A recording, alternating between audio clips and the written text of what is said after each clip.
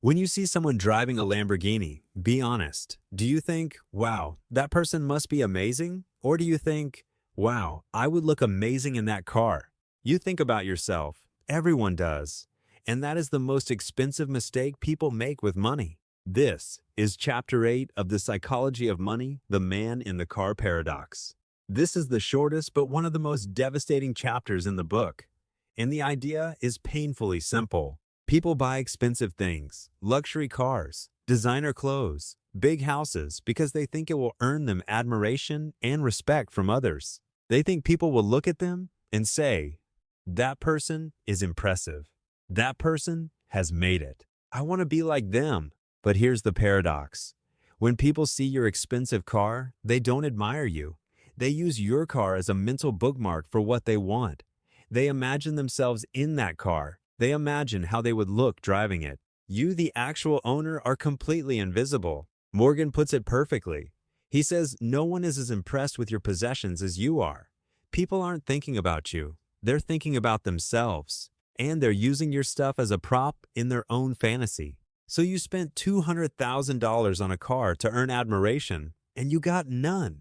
You just gave a stranger a 3-second daydream. The irony is brutal. You sacrifice real wealth, savings, investments, freedom to buy something that was supposed to make people respect you. But the respect never comes, because that's not how human psychology works. Let's look at our first story, the millionaire next door reality.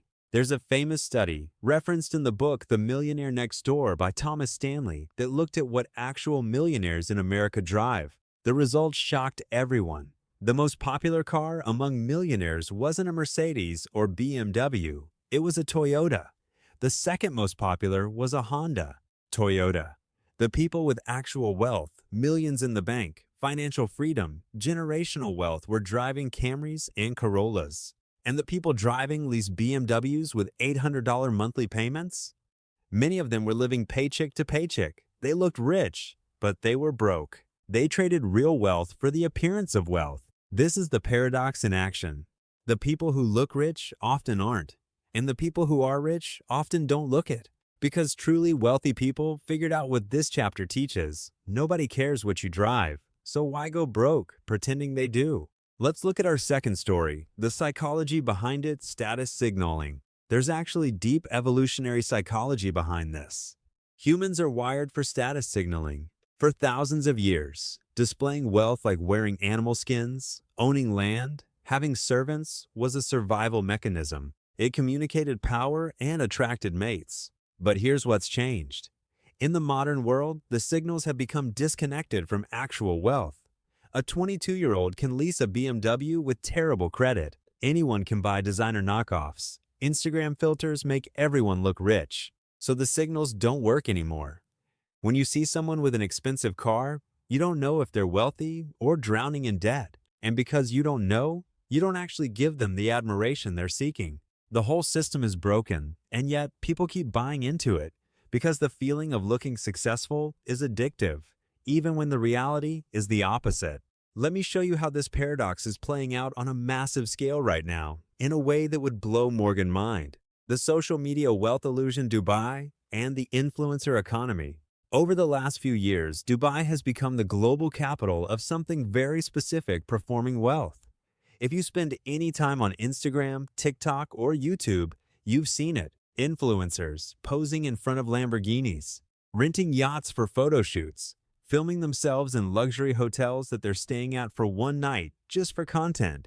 And here's where it gets fascinating. In 2023 and 2024, multiple investigations and exposés revealed that a huge portion of the luxury lifestyle content coming out of Dubai was completely fake. There are companies in Dubai that rent Lamborghinis, Rolls-Royces, and Ferraris to influencers for $200 an hour, not to drive, just to pose with. Take your photos, shoot your videos, make it look like this is your life, and return the car. There are luxury villa sets, are basically empty apartments with rented furniture where influencers shoot content that makes it look like they live in a $10 million penthouse. They don't. They showed up, filmed for 2 hours, and went back to their shared apartment. One investigation by a British journalist in 2023 found that some of the most popular rich lifestyle influencers with millions of followers were actually in serious debt. They were borrowing money to look wealthy online. The Lamborghini? Rented. The Rolex? Fake. The mansion? An Airbnb. Who are these influencers performing for? Their followers. And what are the followers doing? They're not admiring the influencer. They're scrolling through thinking, I wish I had that life. I wish I had that car. I wish I could travel like that.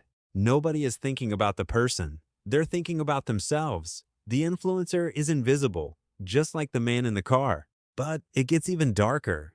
Those followers, inspired by the fake wealth they see, start spending their money to look rich too. They buy clothes they can't afford, finance cars they don't need, book vacations on credit cards, all to post their version of the same illusion. So if expensive things don't earn you admiration, what does? Morgan hints at the answer in this chapter, and it connects back to everything we've discussed so far. What people actually respect, what genuinely earns admiration, is not what you own, it's who you are. Think about the people you truly admire in your own life. Not celebrities, real people. Your parents, a teacher, a friend, a mentor. Do you admire them because of their car, their watch, their house? No. You admire them because they were kind, because they showed up when it mattered, because they were honest, because they sacrificed for their family, because they were generous with their time. Nobody on their deathbed has ever been admired for their handbag collection. They're admired for how they made people feel, for the lives they touched, for the character they showed. And here's what's beautiful about that. Those things are free. Kindness is free. Integrity is free. Being a good parent is free. The things that actually earn admiration cost nothing. Meanwhile, the things that look like they should earn admiration, like luxury cars, designer brands, expensive vacations, cost everything.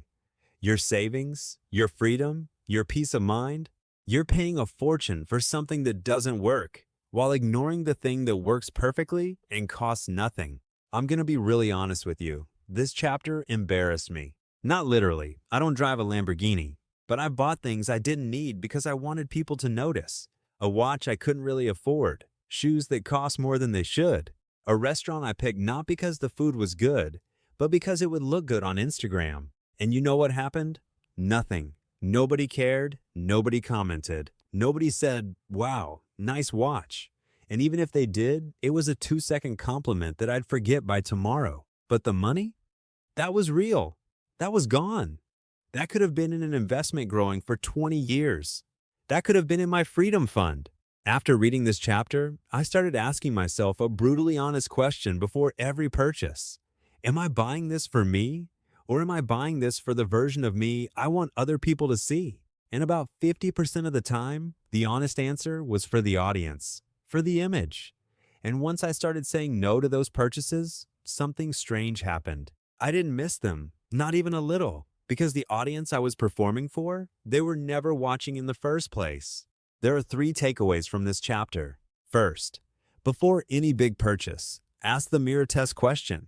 Stand in front of a mirror and ask, if nobody ever saw me with this thing, would I still want it? If the answer is no, you're not buying the thing. You're buying an audience reaction that will never come. Save your money. Second, curate your social media. Unfollow accounts that make you feel like your life isn't enough. Those luxury lifestyle pages, those day in my life as a millionaire videos, they're designed to make you feel inadequate, so you spend money.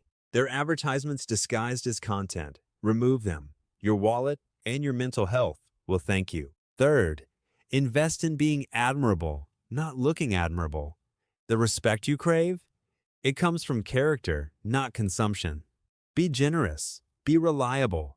Be the person who shows up. Be the person who helps without being asked. That earns more genuine admiration than any car ever will, and it compounds forever. That's Chapter 8, The Man in the Car Paradox. The chapter that reveals the most expensive lie we tell ourselves, that people will admire us for what we own. In the next video, we're covering Chapter 9, Wealth is What You Don't See. And it takes this idea even further. Because if the things you buy don't earn admiration, then what is wealth? If this chapter changed how you think about spending, hit like. Subscribe if you want to keep going through this incredible book. And here's my question for the comments. What's one thing you bought to impress people that, looking back, wasn't worth it? Be brutally honest. I'll go first in the comments. See you in the next one.